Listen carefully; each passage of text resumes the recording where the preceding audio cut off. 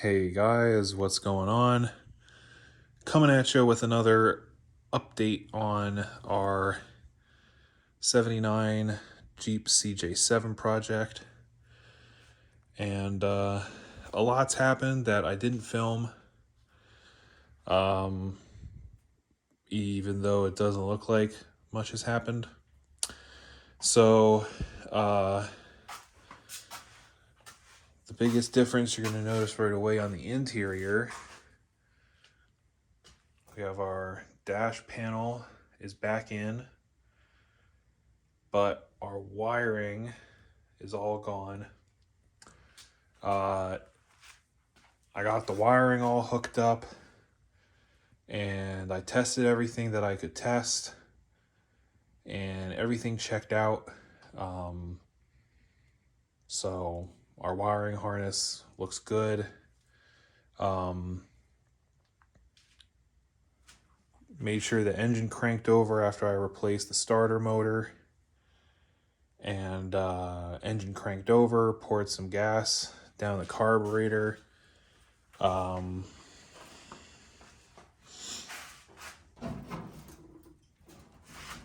open the hood.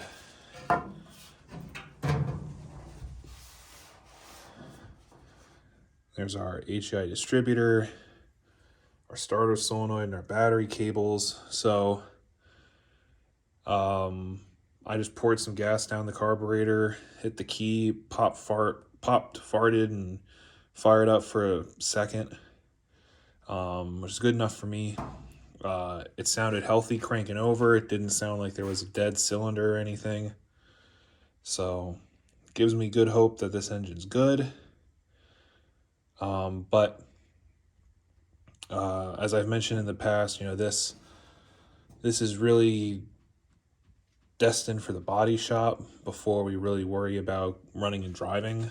So all the wiring stuff was just to make sure that the wiring harness that we got was a-okay. So the Jeep's pretty much coming to a standstill. There's not much else to do to it. I did get the wide track rear axle swapped into it today. Got the narrow track axle out. So now we have both front and rear wide track axles going on. I got the steering hooked up. I got the steering wheel more permanently mounted with our firewall column plate, and put the steering shaft that I had in it. So now I could kind of turn the wheel and scooch it over this way in the garage a little bit so I can get to the driver's side easier. I brought the 2 tires on top are the ones that were bolted to the wide track axle, and then I have the 4 33s and the aftermarket American Racing rims that were on this Jeep when I bought it. The tires are junk, but the rims are in decent condition. The tires are in really decent condition, even though they're ancient. They're from the early 90s, maybe late 80s.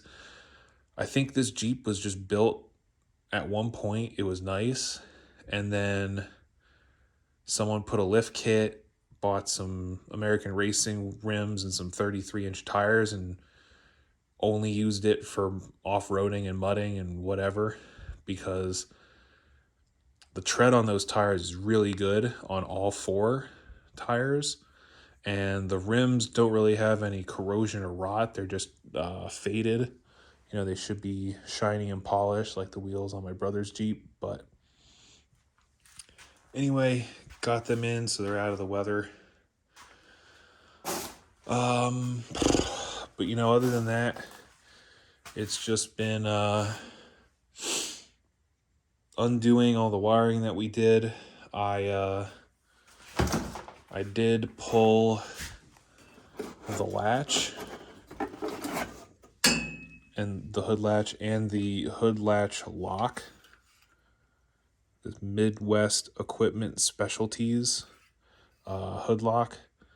It looked like someone had unbolted this and slid this piece back because this little arm was behind the hood release lever. But as you can see, what it does is when you lock it, this arm keeps your hood latch from being able to open. I also harvested the lower door hinge pin things from the CJ7 cowl because I was looking at buying aftermarket ones, and the couple that I could find, all the reviews were saying that they're a lot thinner material than the factory ones are, and the bushings don't work in them, and just a whole bunch of bad stuff. So I was like, well, let me go harvest the factory ones just in case. And it was a good thing I did, because I didn't realize that these, for the door hinge, there's actually a threaded plate on the back that just comes off once you unbolt it. And these holes also hold the bracket that has your door strap, that the strap hooks to it. So I got all that. That's good.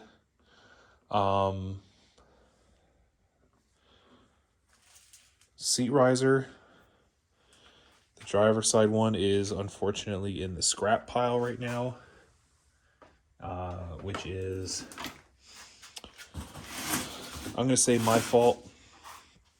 So what had happened was I tapped the holes over there, and I went to install the seat riser, and this one kind of is doing the same thing, where this bend is right here. This piece kind of sticks down and it contacts the floor, and the bracket was kind of rocking and rolling and not good. I think the driver's side one was worse than this, but I'm not sure. So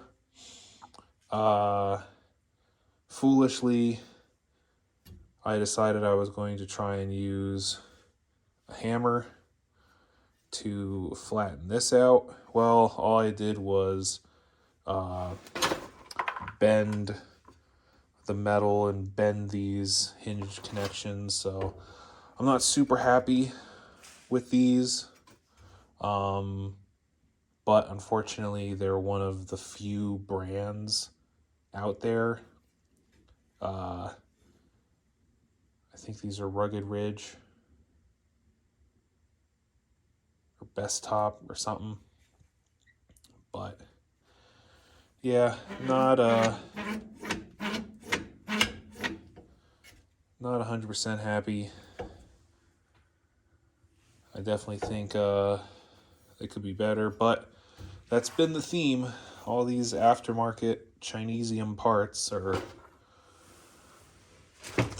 they require a little bit of fine tuning. So the lesson learned is, don't clearance the bracket, clearance the tub. So the one I had is smashed. Had to order another one. Hopefully, maybe it'll be in better condition. Probably not. Who knows? But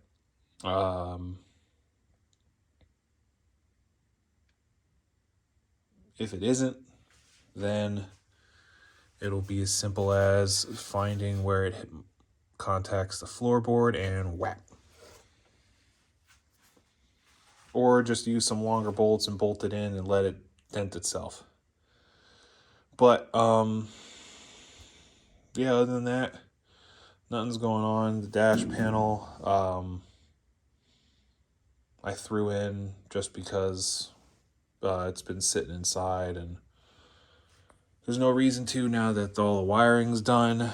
I drilled the hole on the dash panel. You could see where the hole's supposed to be for the hood or the windshield bracket.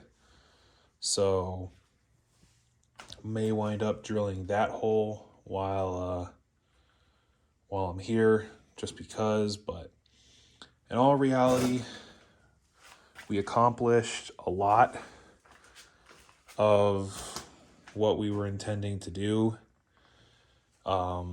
Get things checked out, columns rebuilt, all that good stuff. Now, it's just going to be waiting for the body shop. Let the body shop get all the bodies straightened out. I do have to buy more parts before it's body shop time. I'm going to buy another windshield kit just because I'm not super happy with this windshield frame. And there's another windshield frame that I have my eye on that comes as a kit with all of the gaskets that you need: windshield gasket, cowl gasket, all that stuff. So I'm probably going to go with that. Maybe just keep this as a spare. Who knows? I have to get the top and the two-piece soft doors, so that way the body shop will have it. They can get it all set up, get it all installed, and then be able to mount the doors and figure out latching. I have the hood kit thing, so hinges, these brackets, the windshield tie down bracket, the cowl screen that I'm not going to use, and the hood tie downs. I'm also going to order new windshield brackets because I want to get them. I'm going to get black ones, but I'm going to have the body shop paint them the same color as the rest of the body. And then get the rear armor panels so that the body shop can install them and cut all the holes. So, and then also the rear sections of the frame and the rear crossbar. And so my idea is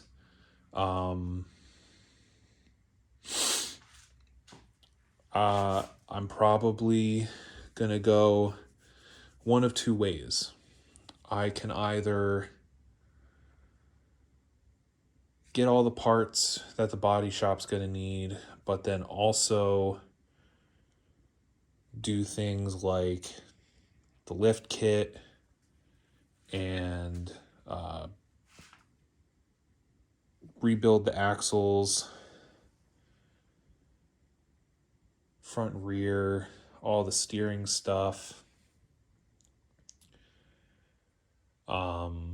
and pretty much have the Jeep mechanically good to go. And then get it to the body shop and have them do paint and everything. But I think what I'm probably going to do is get the body painted, get all the body work done. They're just going to do the body work, glass, drilling screw holes, putting the heater stuff in. But I am then going, when I get it back, I am then going to do things like the wiring, get all that routed. So yeah, it's kind of interesting. You know, it was really going. And now we've kind of hit the stopping point. So that's probably going to be it for a while on the Jeep videos, because it's going to be a while before I have the money to take this thing to the body shop. So yeah, that's that, guys, and I will see you guys later.